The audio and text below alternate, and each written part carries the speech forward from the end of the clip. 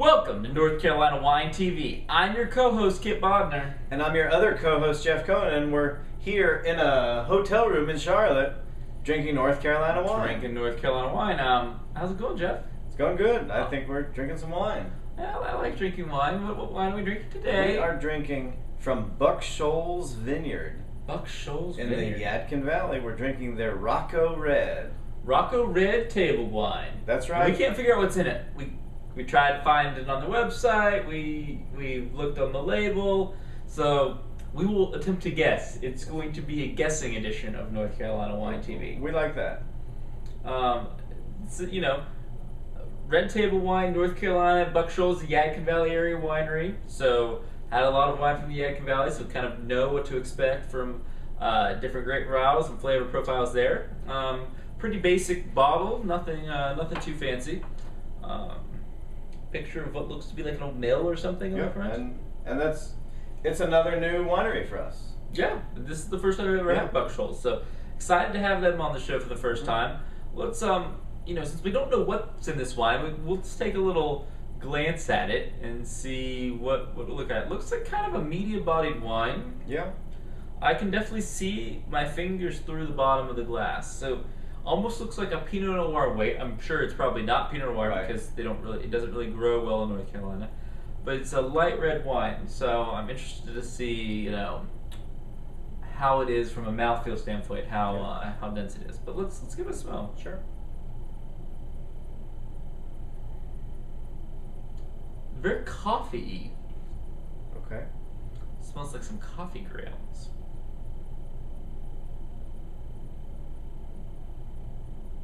And a little bit of red fruit, but not too pronounced. I'd say coffee grounds, a little cherry, a little black pepper, a little like celery, asparagus, kind of crisp veggie action. Smells clearly like there's some Cab Franc in this. Right. Yes, I would say there's definitely some Cab Franc. I feel very confident in saying that. Kind of nice blend of it kind of smells like a Cab Cabernet Sauvignon and a Cab Franc blend, because you're getting kind of like an oaky, coffee, berry scent alongside a very vegetable, peppery kind of scent. So it feels like there are two distinct grapes in this wine. Actually, pretty good on the nose, I would say. So let's give it a try. Yeah, let's try it.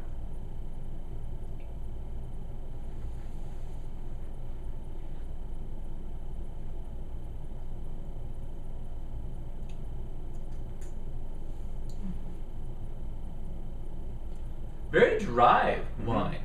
A lot drier than I expected, actually. Excuse me. What are your initial thoughts, Jeff? I'm not tasting much of the vegetal, what we thought was the Cab Franc. I agree. But I'm getting a lot of black pepper. Maybe this is the Syrah Cab and Cab Franc. Mm-hmm. I do get some black pepper. It's a really interesting blend for something that is called red table wine. It doesn't mention very the complex. Yeah, it's. I don't want to say it's not wine for the people, but it's not wine for the people. It's almost a little too interesting for something that you called red table wine. I'm gonna go. In the wine geek world, people like to segment wine into two main categories: Old World and New World. New World would be kind of like an Australian Syrah, or a lot of the wines coming out of California. Very fruity, very rich, very luscious. Right. Old World is this. This is very much an Old World wine. And it's complex, it's tannic, it's crisp, it's sharp, it's dry, it has oaky, edges on it, you know? Yeah, and that's why I'm surprised they're calling it red table wine and not saying what's in it. Yeah, because but the fact that they're calling it table wine to me means something, because this needs to be on a dinner table. this needs to go with some food. Yeah. This is very I think it does. similar wine to the Grove The Nebbiolo? Nebbiolo that we had. But not anywhere near as dry. No, not as dry, but it would really shine with some hearty dishes, Yeah. some grilled meat dishes. To clear out some of that tannin, I think a lot more of the fruit and pepper would shine through, and it'd be really, really interesting. It's interesting already. Definitely a complex wine. If you're a fan of really dry, kind of old world style wines, this is definitely one that you would be interested in checking out. What do you think? What am I missing here? It definitely is a wine that would go with food. I completely agree. Yeah, for sure.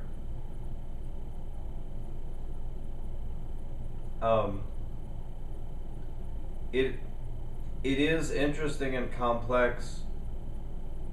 Again, I don't want to keep coming back to this, but from a marketing perspective, they've completely missed it. They've undersold it. Yeah, they really is. have. They really have. I mean, I'm looking at it, and they describe it as, their first red blend. I guess I can bring this in frame.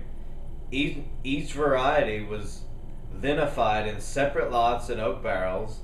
The resulting blend provides a pleasant red fruit with some acidity and structure, making this a lighter style table wine. So even on the bottle, they're saying they went into a lot of trouble creating the blend, but they're not telling us what they blended, and they're presenting this as a wine. It's just red wine. Absolutely. Just red wine. So they're absolutely underselling it. Yeah, it's very interesting. Very good though. Probably I'm at a 3.5 is probably a fair rating for this. I think. Where do you sit? I am.